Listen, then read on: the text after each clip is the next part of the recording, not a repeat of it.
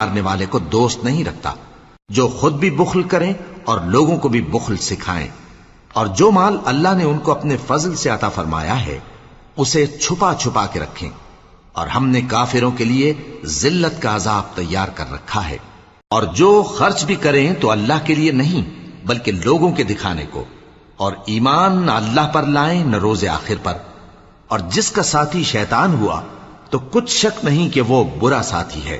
اور اگر یہ لوگ اللہ پر اور روز قیامت پر ایمان لاتے اور جو کچھ اللہ نے ان کو دیا تھا اس میں سے خرچ کرتے تو ان پر کیا مصیبت آ پڑتی،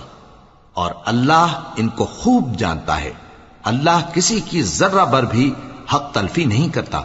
اور اگر کسی نے نیکی کی ہوگی تو اس کو کئی گنا کر دے گا اور اپنے ہاں سے اجر عظیم بخشے گا۔ بھلا اس دن کیا حال ہوگا جب ہم ہر امت میں سے احوال بتانے والے کو بلائیں گے، اور تم کو اے نبی صلی